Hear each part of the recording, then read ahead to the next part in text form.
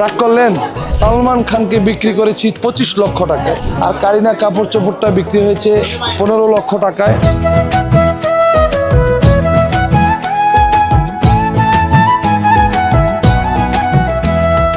দর্শক, এই মুহূর্তে আমরা আপনাদেরকে দেখানোর চেষ্টা করছি তেজগাঁও পশুর হাট থেকে। এখানে দেখতে পাচ্ছেন পশুর হাটের বেশ চমৎকার রয়েছে চারটি উটের মধ্যে 3টি উটে বিক্রি হয়ে গিয়েছে। তাদের নামকরণ করা হয়েছে শাহরুখ খান, সালমান খান, আমির খান এবং নায়িকা কারিনা কাপুরের নামে কিন্তু এই 4টি উট রাখা হয়েছে। তো আমরা কথা বলবো যে উটের মালিক তার সাথে।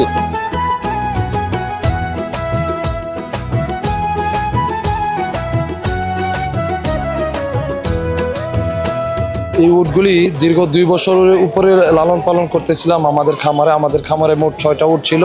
গত বছর আমরা গাবতলীতে উঠেছিলাম, গাবতলীতে বিক্রি হয় না। আর এই বছর এই হাটে আনার পরে প্রথম দিনেই একটা বিক্রি হয়েছে, দ্বিতীয় দিনে একটা, তৃতীয় দিনে একটা। আসলে ঐতিহাসিক রেকর্ডই বলা যায়। ঢাকাবাসী প্রাণ ভরা ভালোবাসা দিয়েছে, সাপোর্ট দিয়েছে। আপনাদের কাছে আমরা কৃতজ্ঞ। আর আরেকটা কথা বলি, আমাদের যে উটগুলি ছিল সেগুলি উটের মধ্যে একটার নাম ছিল সালমান খান, আমির খান, শাহরুখ খান, আরেকটার নাম হচ্ছে কারিনা কাপুর চোপড়।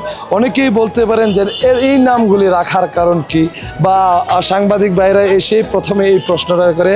আসলে নামি দামি একটা জিনিস আছে, তা আসলে এগুলি তো দামি জিনিস, তো নামটাও একটু ভালো নাম না রাখা যায় তাহলে কিন্তু নামি দামি হয় না।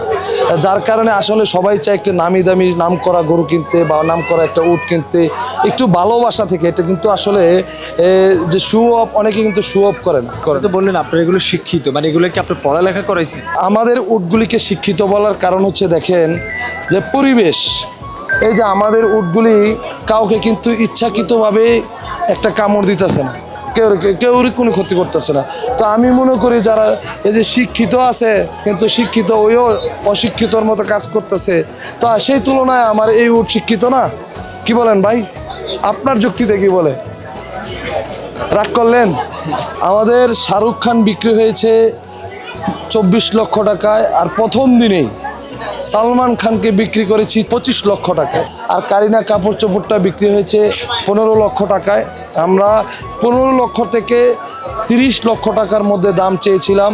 আশা করি ন্যায্যতার ভিত্তিতেই এগুলি উট, আমাদের এই উটগুলি বিক্রি হয়েছে।